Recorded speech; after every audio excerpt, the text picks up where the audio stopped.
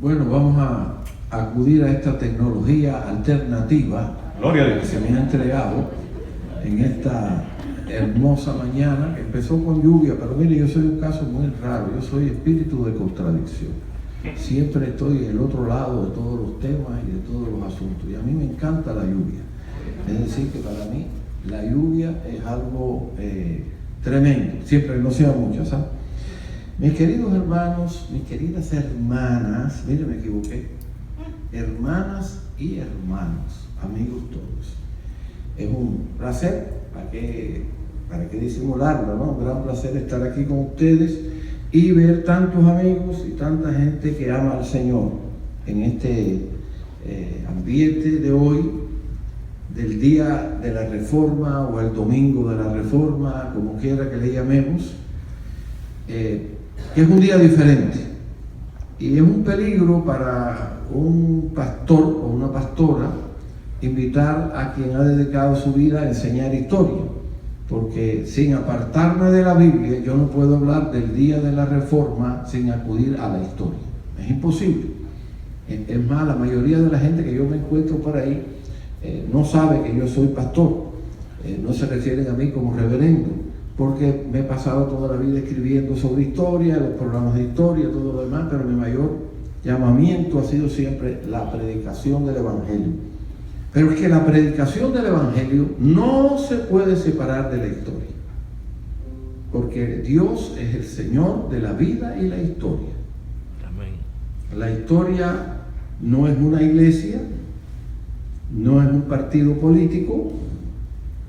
La historia es la forma en que se ha manifestado la providencia de Dios. Les invito a ponerse en pie por un momento y voy a leer algunos versículos que sirvan de base a algunos conceptos que debemos dejar en el ambiente en este día de la Reforma. Y voy a acudir, no tienen que buscarlo porque son varios y entonces tendrían que estar trasladándose de un lado para el otro, pueden hacerlo si lo desean, pero en la carta a los Romanos encontramos un pasaje que es fundamental para todo esto, pero voy a leerlo solamente en el caso del primer versículo. Romanos 5, justificados pues por la fe, tenemos paz para con Dios por medio de nuestro Señor Jesucristo. Justificados por la fe. En la carta a los Efesios, en el capítulo 2, leemos los versículos 8 y 9. Porque por gracia sois salvos por medio de la fe, y esto no es de vosotros, pues es don, regalo de Dios, no por obras, para que nadie se gloríe. La segunda carta de Timoteo, o a Timoteo, en el capítulo 3, versículos 16 y 17. Toda la escritura es inspirada por Dios y útil para enseñar, para redarguir, para corregir, para instruir en justicia, a fin de que el hombre de Dios sea perfecto, enteramente preparado para toda buena obra.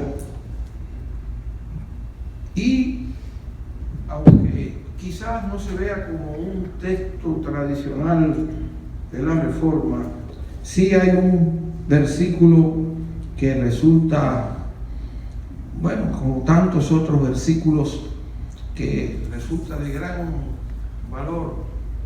Es un versículo del Antiguo Testamento, es decir, de las Escrituras hebreas, Jeremías capítulo 6, versículo 16. Así dijo Jehová: paraos en los caminos y mirad, y preguntad por las sendas antiguas, cuál sea el buen camino, y andad por él, y hallaréis descanso para vuestra alma. Palabra de Dios. Pueden sentarse, hermanos y hermanas. Bueno, ustedes notarán que yo he tenido que inclinarme para leer, pero es que ya la vista mía no es la de antes. Pero sí hay algo que permanece en medio de las limitaciones de la vida, en medio de las alternativas, de las coyunturas, y es aquello que para nosotros los cristianos, conocidos a veces como protestantes, a veces como evangélicos, es fundamental.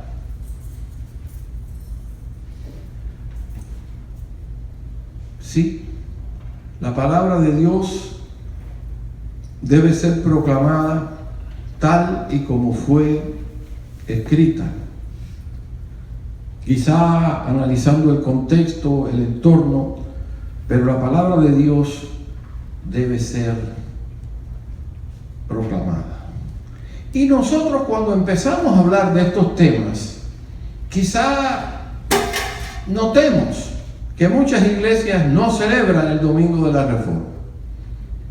Mientras fui pastor, traté hasta donde fue posible de hacerlo de alguna manera.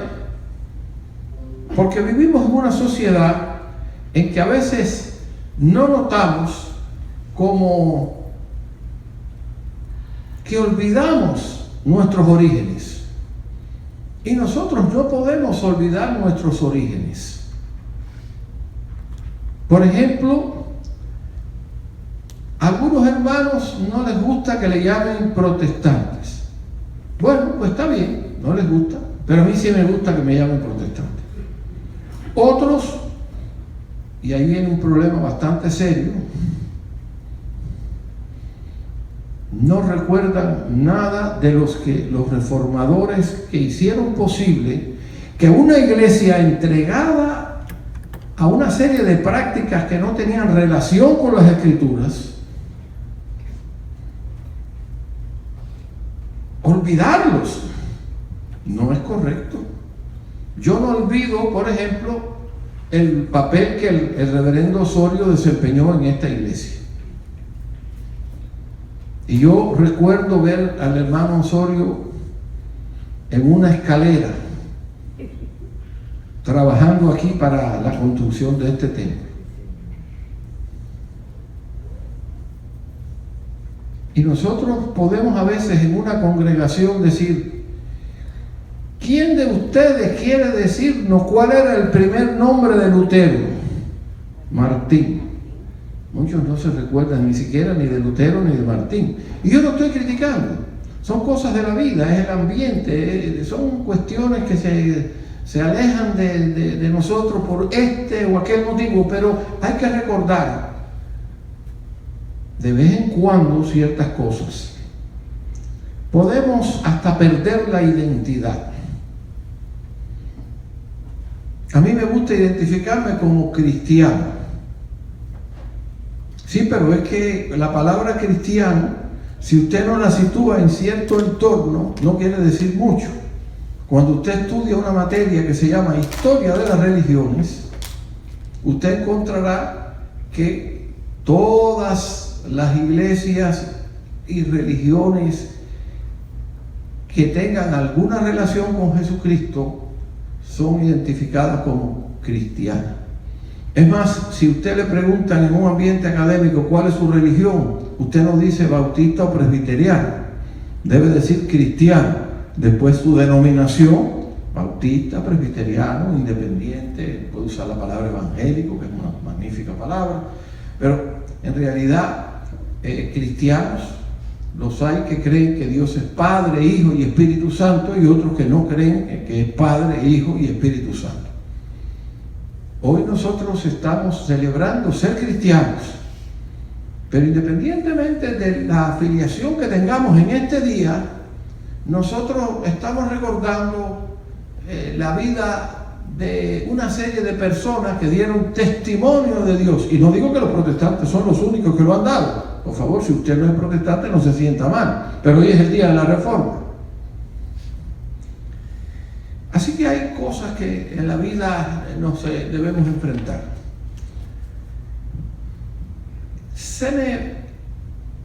no que se me ocurra, pero me parece que algo que nosotros, cuando hablamos de la reforma, debemos recordar es que Dios es el Señor de la vida y de la historia.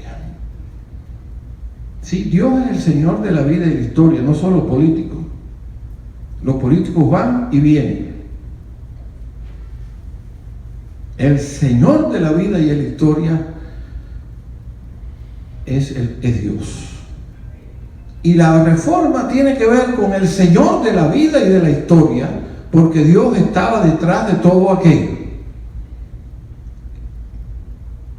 Y no fue un fenómeno pasajero, aunque todo de cierta manera viene y va, pero fue un fenómeno permanente hasta donde pueden suceder estas cuestiones.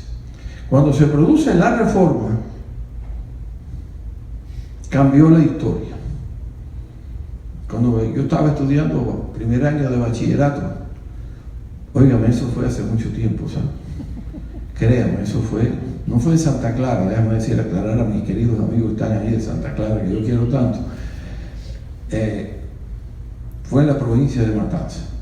De cualquier manera, cuando yo estaba empezando a estudiar historia, nos decían, la historia moderna se inicia en el siglo XVI, pero algunos piensan que en el XV.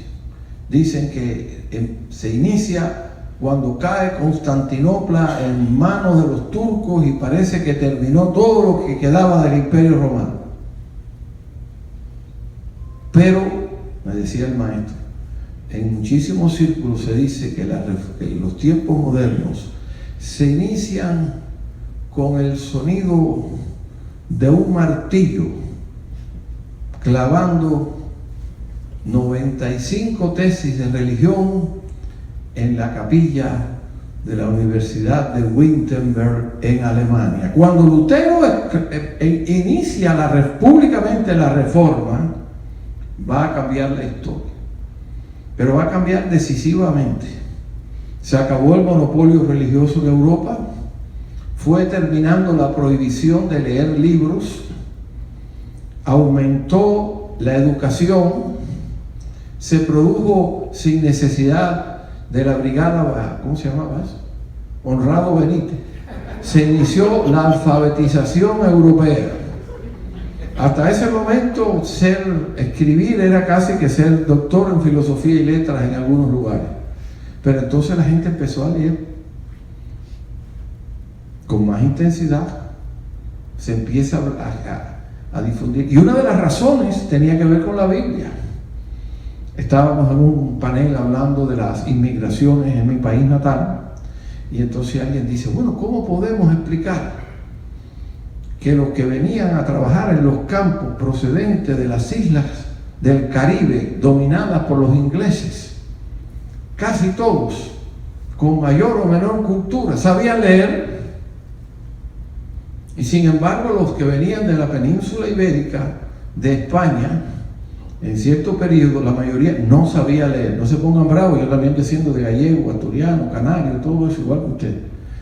Pero quiero que sepan que era así, siglo XIX. Pero hay una respuesta. En aquellas islas se les enseñó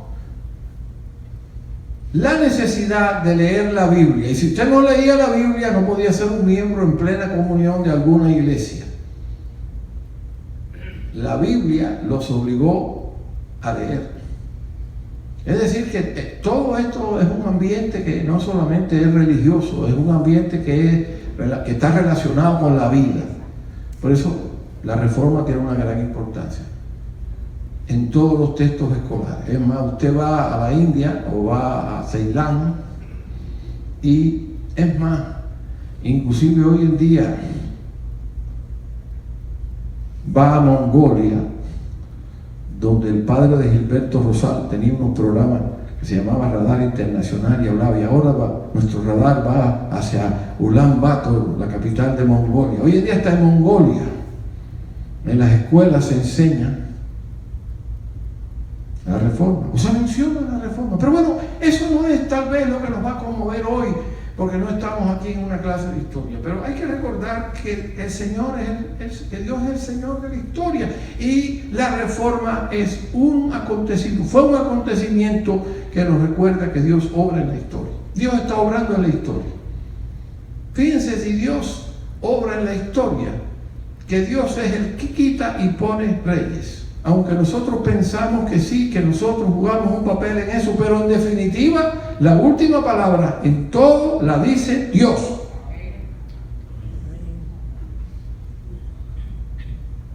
Él es el Señor de la vida y de la historia. Y entramos en la Biblia. Lutero, Zwinglio, Calvino y otros son personajes históricos, pero también fueron maestros de la Biblia.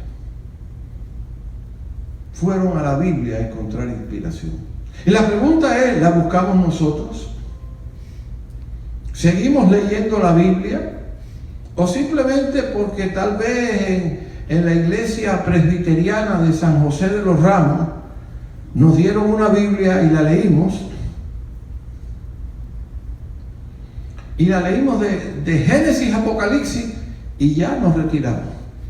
Es decir, ya vivimos nuestra vida cristiana disfrutando de un social security de la Biblia. No hay que leer, no hay que trabajar, simplemente llega el social security de la Biblia y nosotros pues ya leímos toda la Biblia. Imagínense ustedes, si yo digo aquí delante de ustedes, yo me atreviera a decir, mire, yo leí toda la Biblia, de Génesis a Apocalipsis, a fines de los años 50 en el municipio de Colón, provincia de Matanzas. Y ya. Entonces, ¿para qué voy a predicar aquí? Porque posiblemente ya no me acordaría, no recordar casi nada de la Biblia. Si usted no está leyendo la Biblia, mi hermana, mi hermano, esa es la palabra de Dios. Y los reformadores buscaron la palabra de Dios. Y Lutero se dio cuenta, estudiando la Biblia, que justificados por la fe, tenemos paz para con Dios por medio de nuestro Señor Jesucristo. Y en ningún momento dijo que no se hicieran buenas obras, pero les recordó que somos salvos por la fe.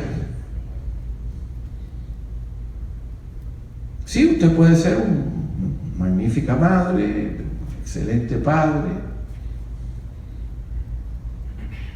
Miren, estos días mi hija cumple años y ya yo tuve que hacer un chequecito porque sí, porque yo soy práctico. Yo digo, no, yo le doy un cheque y ya, porque eso de que vaya a comprar tete si no le gusta. Ese es mi estilo, usted escoja el suyo, ¿no? Escoja el suyo. Mire, a mí me han regalado cosas que nunca he utilizado. Yo no sé si hoy le voy a regalar un libro a los Rosados, y ya se los regalé a los Mesa. Y le voy a dejar uno a Heidi, y a lo mejor no les interesa el libro, pero bueno, se los regalé. Ahora, el libro no lo escribí yo, debo aclarar eso, lo escribió un amigo de Ricardo, y 25 personas, yo no escribí el libro, porque en definitiva ni yo mismo creo lo que dice el libro. Hermanas y hermanos, la Biblia nos habla de que somos salvos por la fe. Un día bendito hace, y se sabe cuántos años, yo creí que Cristo había muerto por mis pecados. Acepté a Cristo como mi Salvador. Me di cuenta de que necesitaba salvación. Aunque yo era un niño bitongo y casi podía decir un niño bobo, la realidad, ¿para qué los voy a engañar? Pues yo soy el único cubano que no sé jugar a la pelota. Sí, no sé jugar a la pelota. No he bailado nunca. No he fumado. Y lo único que he tomado es el vino de la comunión y un poquito de vino dulce que de vez en cuando. Pero yo soy tan pecador como el más grande de los pecadores. Y fue creyendo que mis pecados fueron perdonados, porque Cristo murió por mí en la cruz. Justificados por la fe, somos salvos. Y así tenemos paz para con Dios por medio de nuestro Señor Jesucristo. Por otro lado, la gracia. La gracia. La Reforma empieza haciendo énfasis en la gracia, haciendo énfasis en la fe. Y muchos se han olvidado del libro de los Efesios. Por gracia sois salvos. Por gracia sois salvos por medio de la fe. Y esto no de vosotros, es un don, es un regalo de Dios para que nadie se gloríe. Nadie puede gloriarse de ser salvo. Cuando usted habla de su salvación, usted está glorificando a Dios. La salvación es un regalo maravilloso. Somos salvos por gracia. Y la Reforma habla de la fe, habla de la gracia. Por eso hay 3 puntos básicos de la Reforma. Y no nos alejamos de la Biblia, porque los 3 puntos básicos de la Reforma fueron leídos al iniciar este mensaje. Tiene que ver con la fe, tiene que ver con la gracia y tiene que ver con la escritura. Ellos insistían en lo siguiente: sola fide, sola gratia, sola escritura. Porque en aquella época en las universidades se usaba el latín. Solamente la escritura. Hay grandes libros cristianos, hay comentarios bíblicos. Yo fui editor de un comentario de toda la Biblia. No escribí todos los libros porque hasta ahí no llega mis conocimientos, pero bueno, escribí 1 y 2 Timoteo y Tito, que me lo encargaban, pero era uno de los editores. Y qué disfrute cuando yo leía los comentarios bíblicos de distintos autores, de distintos países. Sentía el ambiente de la Biblia.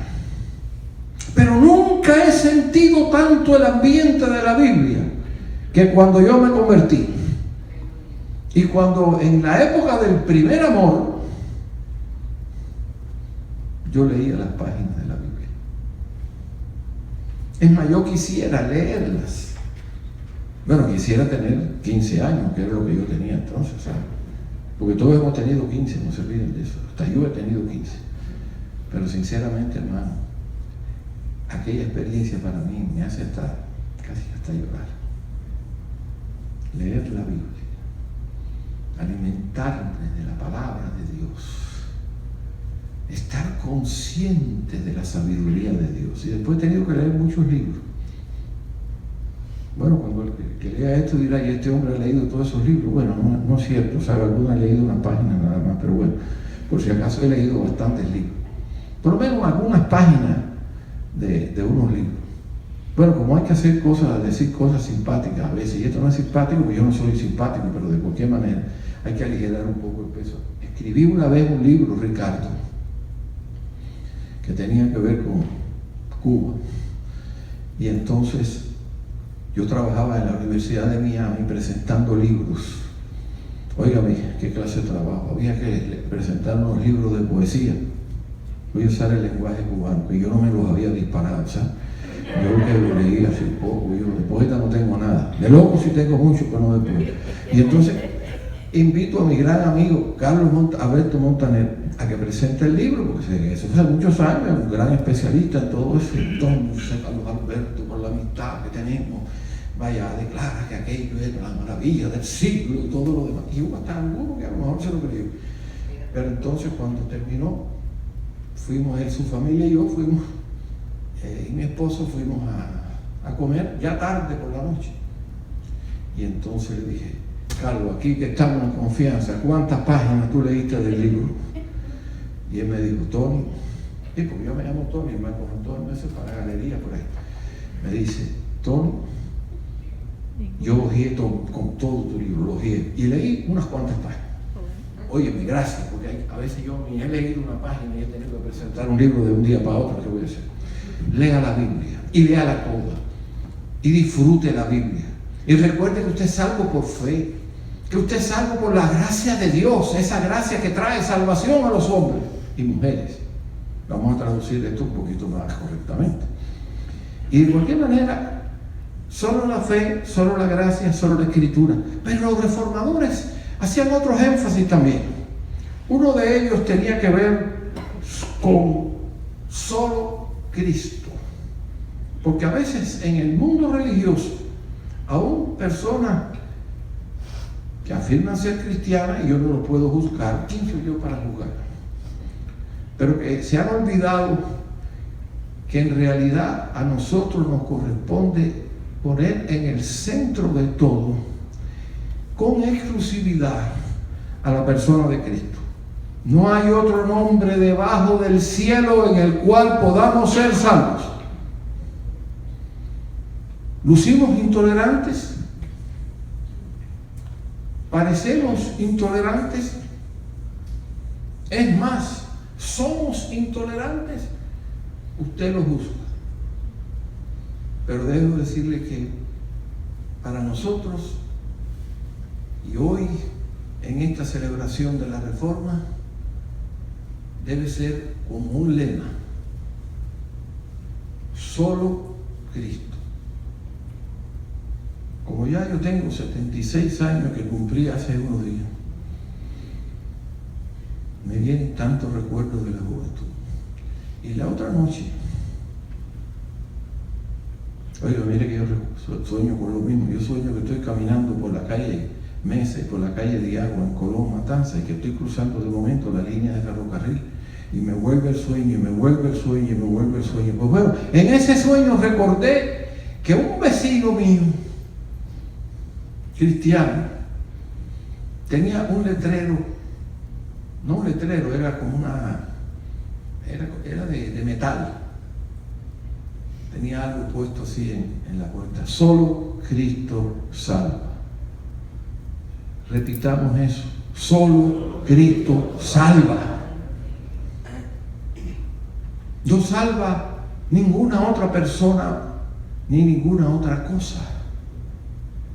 No salvan los sabios como Albert Einstein. Oye, por cierto, me acuerdo una anécdota de Einstein.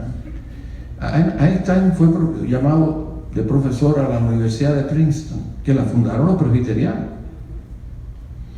Y se sentaba en un banquito allí, y la gente pasaba y saludaba a Einstein. Einstein se lo veía así. Pero dice que siempre oía que Einstein tarareaba ese villancico, y él era judío, ¿no? Pero tarareaba ese villancico: "Oh little town of Bethlehem", "Oh aldehuela de Belén. Y decía un profesor, dice: chico, yo oí tararear ese villancico, ese himno religioso, más de 1000 veces, porque cada vez que yo pasaba él estaba. Ese era Einstein. Usted puede decir que Einstein descubrió la relatividad, pero Cristo nos salvó. Pero Cristo nos acompaña. Podrá haber una pandemia. No sé si está lloviendo o no.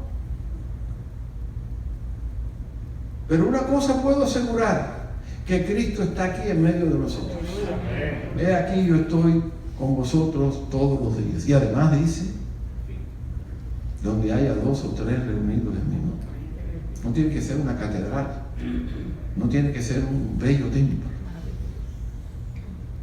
Es la promesa de Jesús de estar con nosotros. Visitaba yo la ciudad de San José, no San José de los Ramos, donde hay una partida de parientes allí, sino San José, Costa Rica. Y estábamos en una conversación allí, unos hermanos cristianos, y vamos a salir, y una ancianita se acerca y me dice: Ramos, tal vez no nos volvamos a ver, pero yo quiero compartir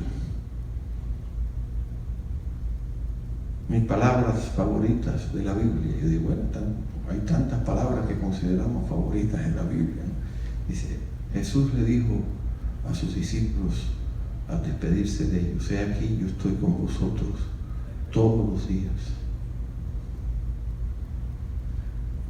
hasta el fin del mundo. Y nunca pude olvidar aquello. No debemos olvidar que en el dolor, en el sufrimiento, en la alegría, en la victoria, en el fracaso, en la derrota, Cristo está con nosotros. Y ese pensamiento nos debe llenar. Y los reformadores hablaban de solo Cristo. No pierdan el tiempo con otras figuras religiosas, ni siquiera con nosotros. Lutero nunca dijo que lo veneraran. Calvino fue mucho más allá. No se preocupen. Calvino dejó un mandato a su familia y a la iglesia. Cuando me entierren, no pongan ninguna inscripción. Solamente mi familia sabrá dónde está enterrado Juan Calvino. Usted va al cementerio que está al lado de un colegio que ahora se llama Colegio de Ginebra. Entonces se llamaba, después de la muerte de él se llamó Colegio Calvino. Según dicen, no voy a decir las malas lenguas, ¿no?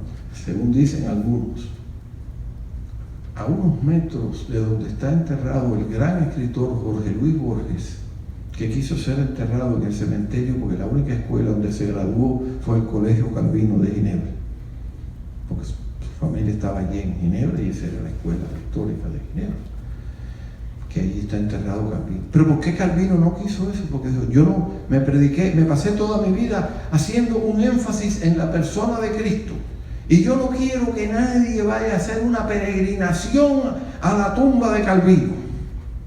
Calvino no fue nadie, simplemente fue alguien a quien Cristo salvó. Así que no busquen la tumba de Calvino porque ni siquiera la tienen allí, según me han dicho. En los registros no aparece donde está enterrado un hombre que cambió la historia. Dicen ahora que inclusive el sistema económico del mundo tiene mucha relación con ciertas medidas que tomó Calvino en Ginebra. Vamos a dejarlo ahí. Así que solo Cristo. Y otro énfasis de la Reforma: Soli Deo Gloria. La gloria solo para Dios. Solo para Dios. Y la Biblia está llena de mensajes sobre esto, que a veces recordamos, a veces citamos en sermones, a veces no hacemos esa distinción tan grande, pero realmente es parte de la herencia de la Reforma, porque ellos hablaban constantemente de la necesidad imperativa.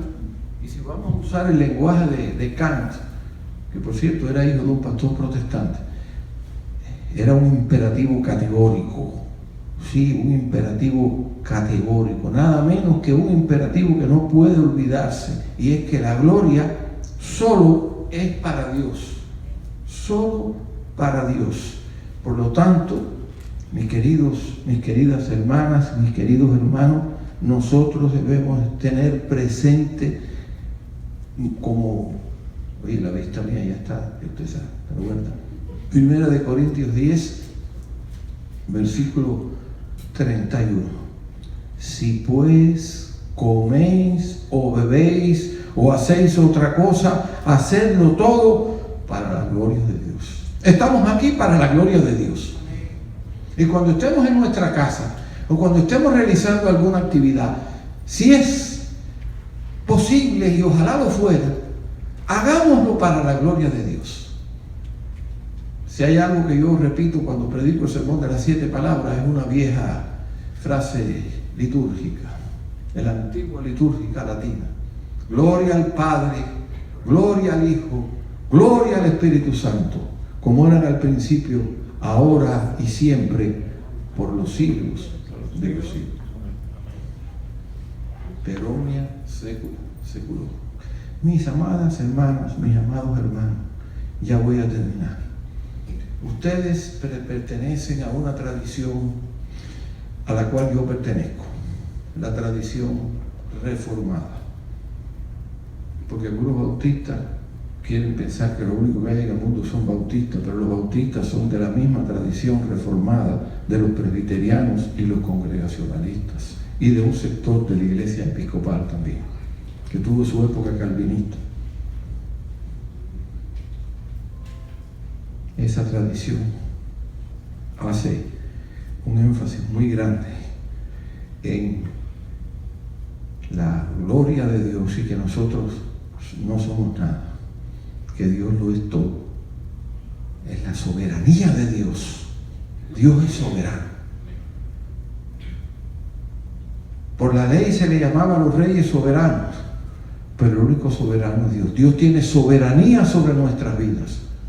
Nosotros no somos seres desconectados de la autoridad y el poder de Dios. La soberanía de Dios debe prevalecer. ¿Sí? Y no olvidemos